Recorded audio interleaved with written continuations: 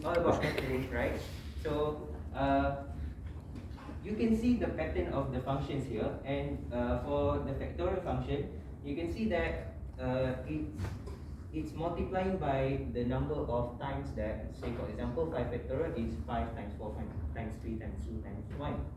And it's the same for all of these values. So what differs from these values? So if we go down, we are actually multiplying by n values, right? Hence the formula this. So if we go down, we multiply by n, which is this, and we multiply it. So what if we try to do it backwards? What if we try to go behind? So if we go behind, we are actually dividing by 5, right? If we went from 5 factorial to 4 factorial. What if we go from 5 factorial to 3 factorial? We are actually dividing by 4. And we are dividing by 3 here, dividing by 2 here, and we're supposed to divide by 1 here. So 1 factorial over 0 factorial should be 1. Hence 0 factorial is equal to 1 factorial, 0 factorial is equal to 1. So this is one of the proof that we can do to conclude that 0 factorial is equal to 1. Next, we can use the formula method. So as we know, n factorial is equals to this, right? But I can also rewrite this as n times n minus 1 factorial, right? So if I say I let n becomes 1, so we let n equals to 1, right?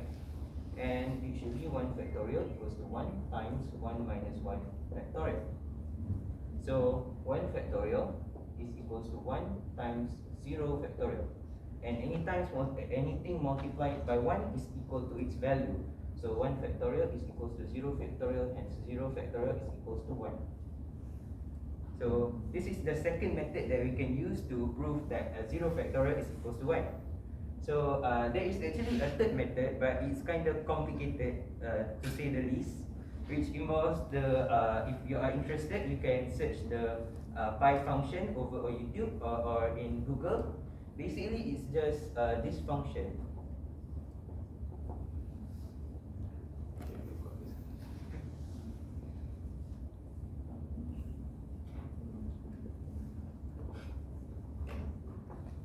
So this function is true for the cases of which f1 is equals, or should I say pi 1 is equals to 1, and pi n is equals to n times pi n minus 1. So basically what we're doing in this function is we are making a function out of these factorials. So if you can see the similarities here, or should I say here, you can see that this directly parallels this, right? We are basically changing the factorial into a function. So this function is true for these two cases. So if you don't believe it, you can try it on your own. And if we integrate, if we input this as 0, and this will be 0, right? So t to the 0 is 1, so this can cancel off. And if we do the integration as per here, so we integrate it first, e to the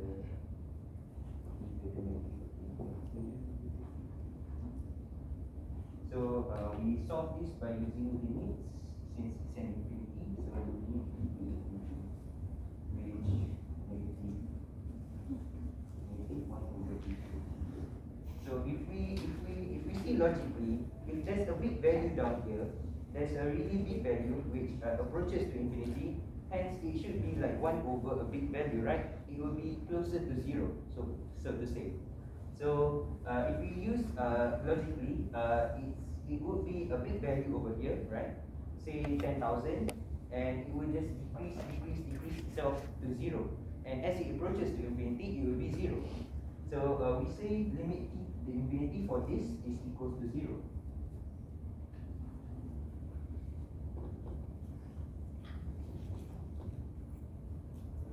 Okay.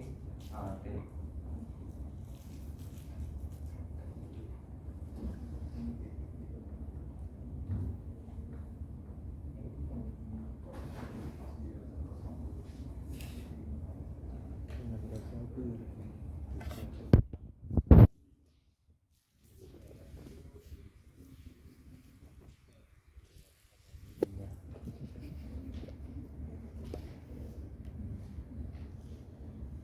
So kalau kita complete the integration, it should be tolak, and then tolak ini kosong dia masuk T.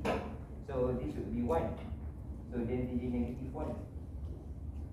So 1 minus 0 will be 0 minus negative 1 will be 1. Hence 0 factorial is equal to 1. This is the third method to prove 0 factorial is equal to 1.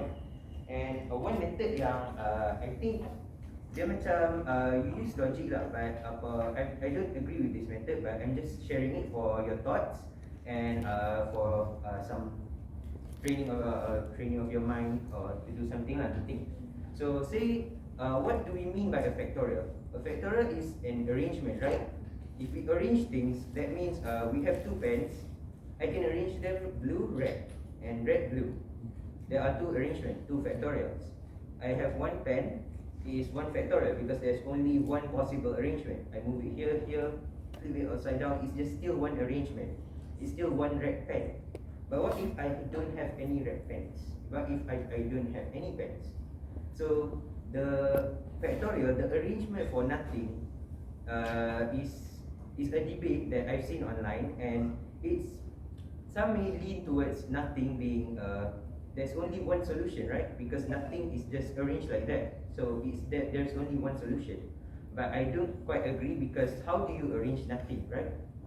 So that's for your mind lah, for your thinking. And I think that concludes my presentation on why 0 factorial is equals to 1.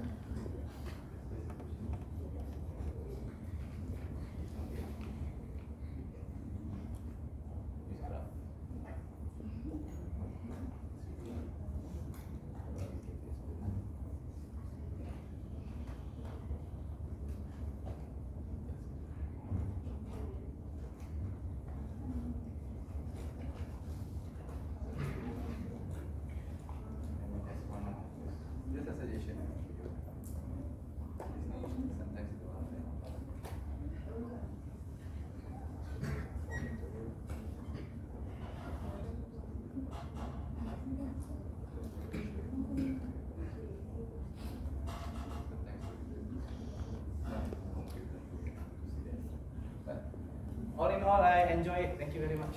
I do not know the answer as well. And when I was around your age, I was